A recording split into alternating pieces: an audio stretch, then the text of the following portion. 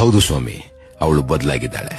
ಯಾರಿಗೆ ಎಲ್ಲ ಒಳ್ಳೇದೇ ಬಯಸಿದ್ಲೋ, ಅವರಿಗೆ ಒಳಿತೆ ಮಾಡಿದ್ಲೋ ಅವರೇ ಅಲ್ಲ ಅವಳ ಜೀವನದಲ್ಲಿ ನೋವು ಕಣ್ಣೀರು ಉಡುಗೊರೆಯಾಗಿ ಕೊಟ್ಟಿದ್ದು.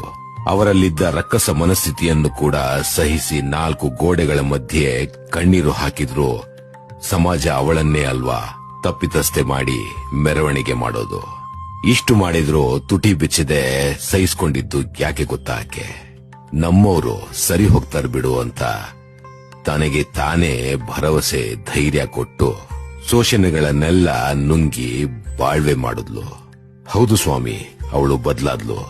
ಅವಳ ಪ್ರೀತಿಯ ಭಾಷೆಯನ್ನ ಜಾಣಕರುಣು ಮಾಡಿದ, ನಿರ್ಲಕ್ಷ್ಯ ಮಾಡಿದ ವಿಕೃತ ಮನಸ್ಸುಗಳಿಂದ ಬೇಸತ್ತು ಅವಳು ಬದಲಾಗಿದ್ದಾಳೆ. ಅವಳು ಬದಲಾದ್ಲು ಯಾಕಂದ್ರೆ ಎಷ್ಟು ಪೆಟ್ಟುಗಳು ಸಹಿಸುತ್ತೆ ಅವಳ ಆತ್ಮ. ಅವಳು ಬದಲಾದ್ಲು ಯಾಕಂದ್ರೆ ಅವಳಿಗೂ ಬಾಳಿ ಬದುಕುವ, ಪ್ರೀತಿ ಕೊಟ್ಟು ಪಡೆದುಕೊಳ್ಳುವ ತುಡಿತ ಇಷ್ಟು ನೋವು ತಿಂದ ಮೇಲೂ ಜೀವಂತವಿದೆ. ಅವಳು ಬದಲಾದ್ಲು ಯಾಕೆ ಹೇಳಿ? ಪ್ರೀತಿ ಸಿಗ್ಗಿರೋದಕ್ಕಾಗಿ, ಅವಳ ಕನಸಿಗಾಗಿ. ಅವಳಿಗೂ ಹೌದು ಸ್ವಾಮಿ, ಅವಳು ಬದಲಾಗಿದ್ದಾಳೆ.